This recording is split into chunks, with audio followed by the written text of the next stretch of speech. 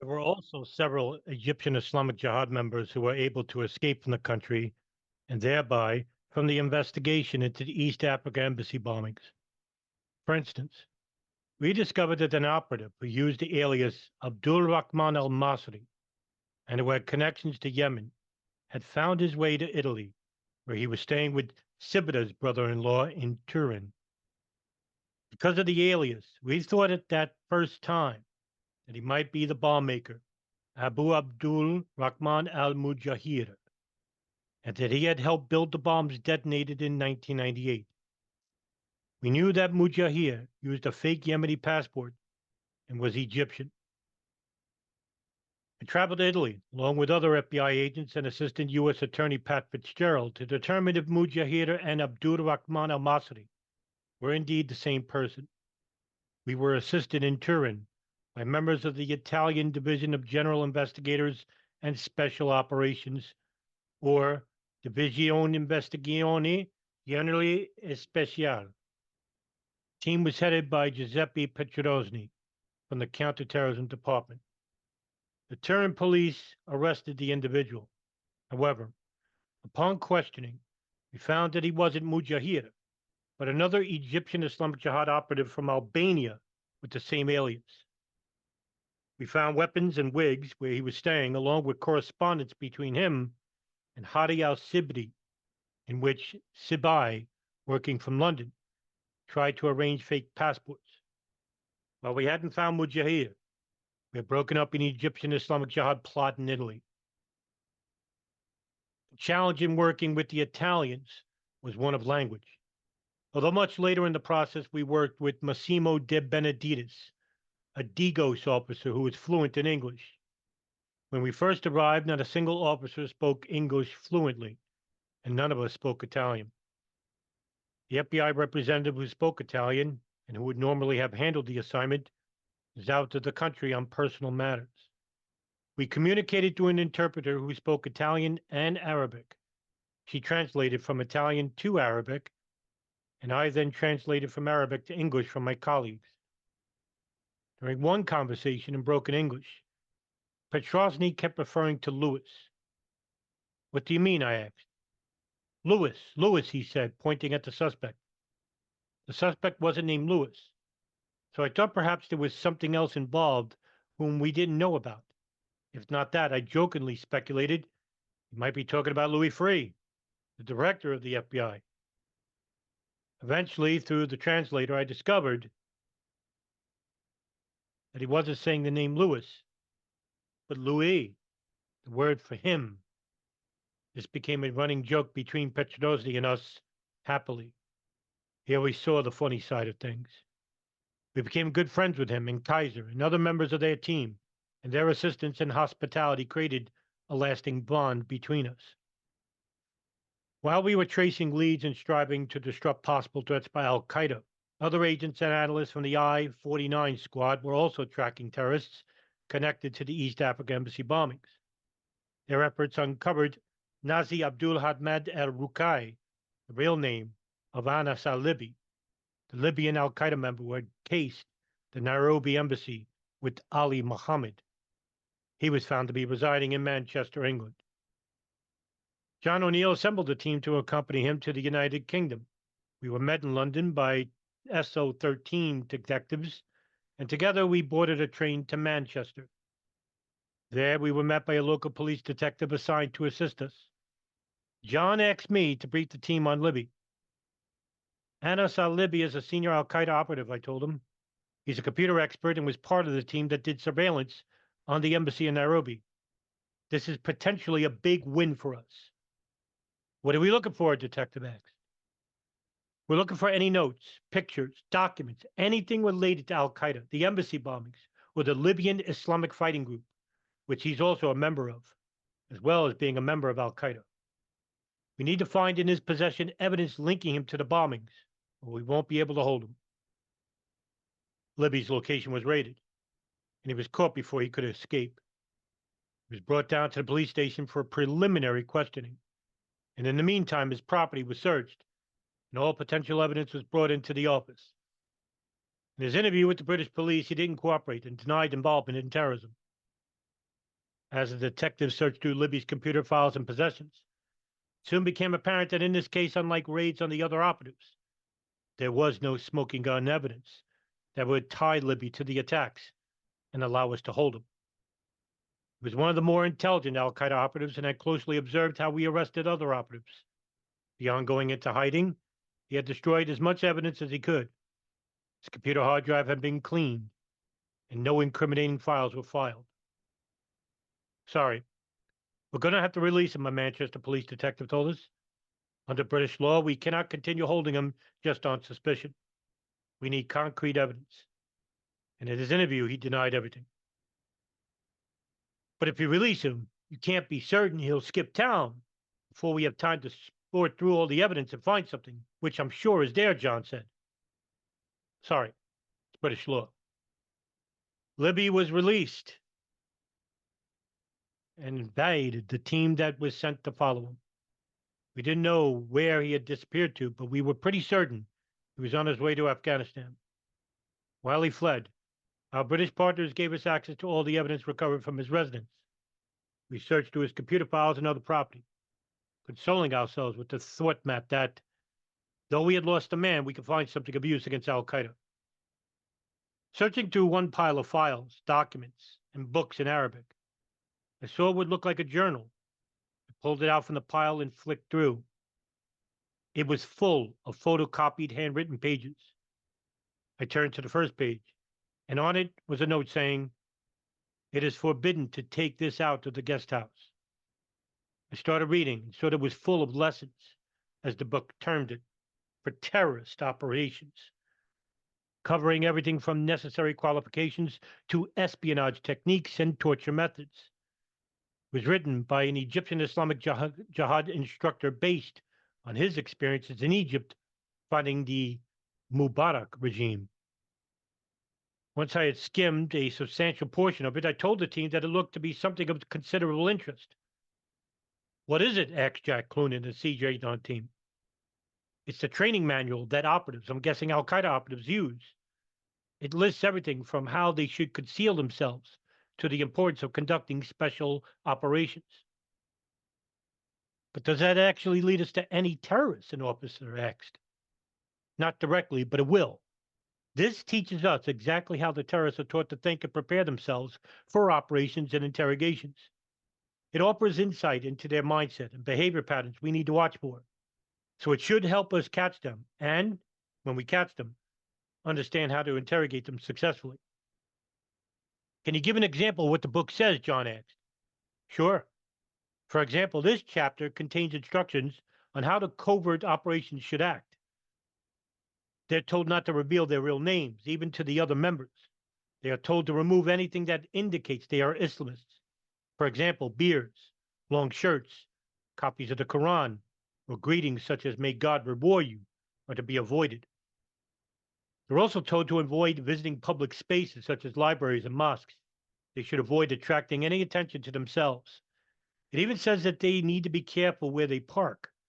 They're warned not to speak to their wives about anything that they're doing.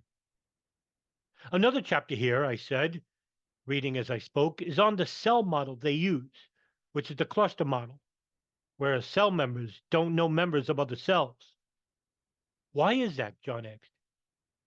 "It says so that if one part of the cell is caught, everyone else won't be compromised. They don't even know the communication methods their members of other cells use. Cell members are told not to recognize one another in public." "That's amazing," declared an FBI colleague.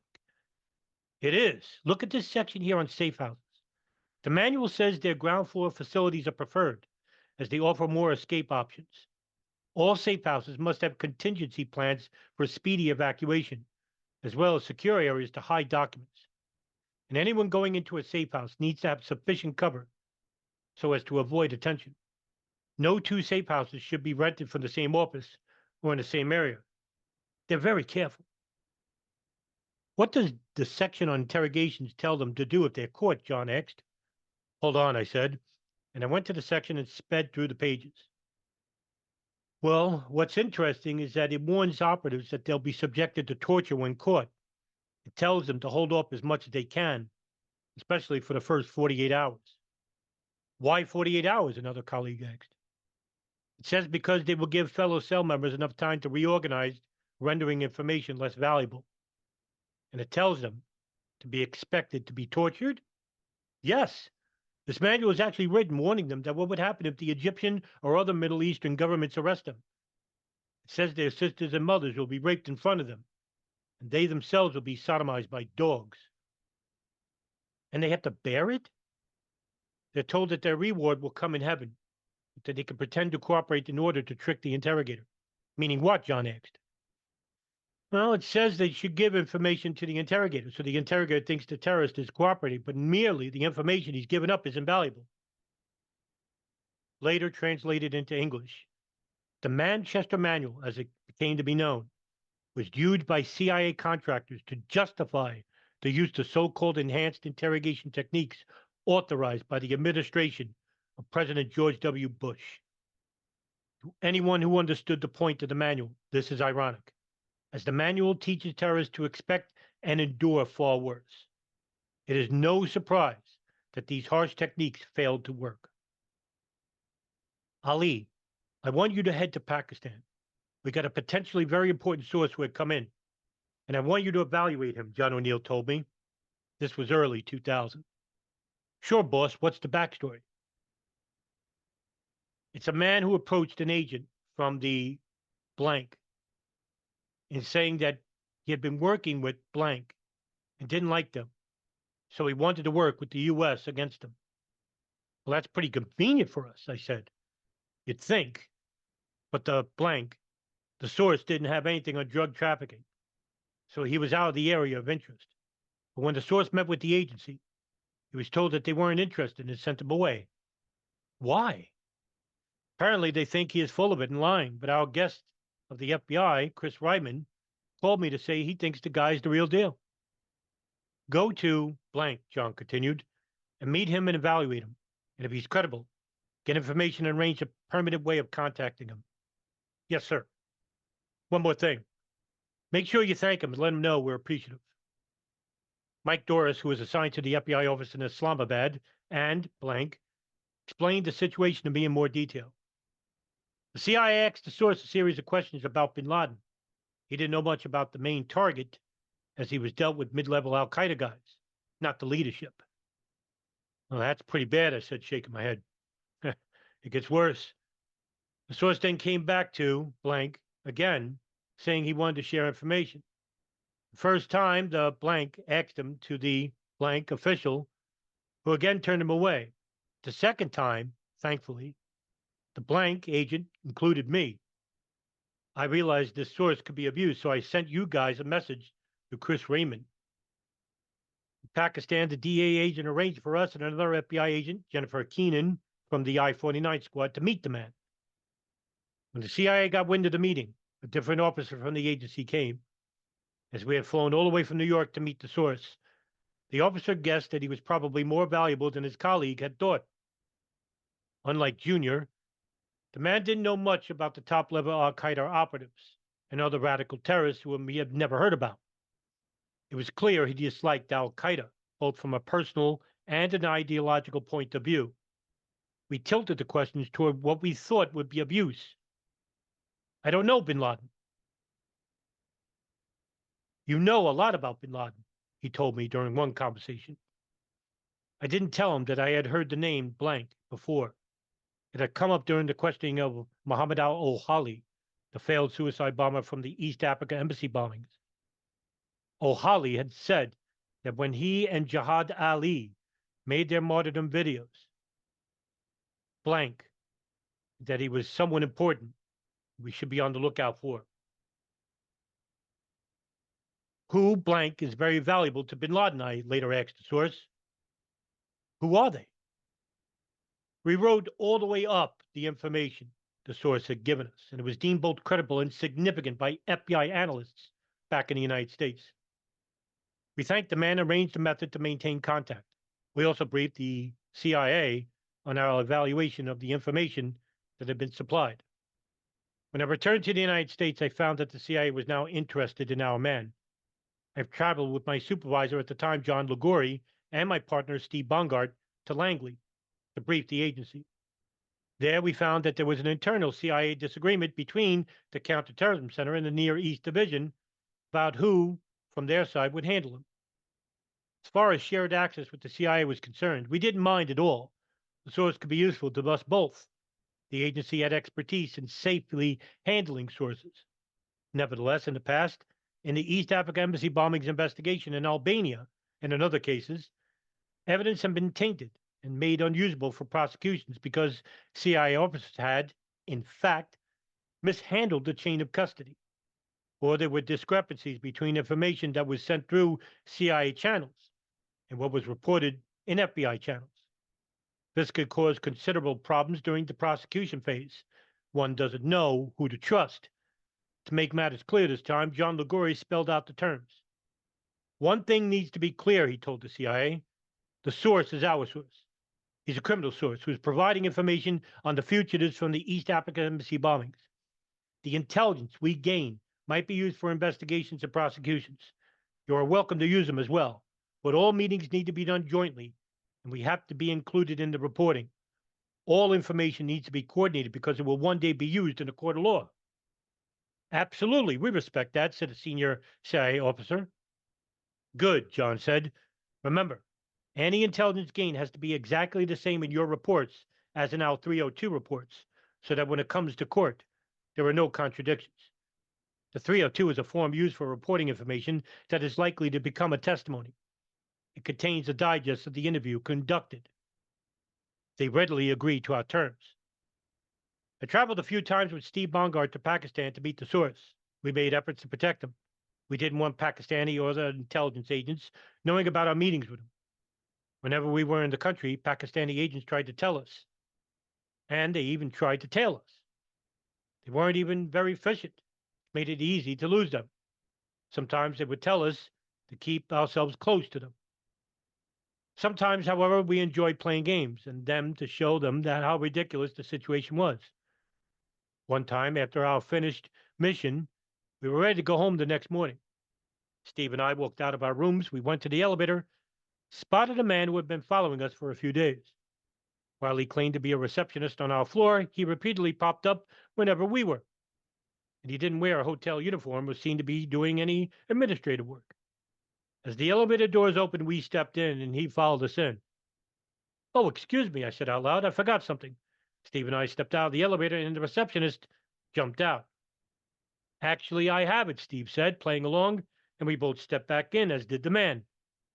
We jumped out, and he jumped out. You're burned, I told him with a big smile. Tell them they need to send someone else to follow us. His face went red, and we walked off.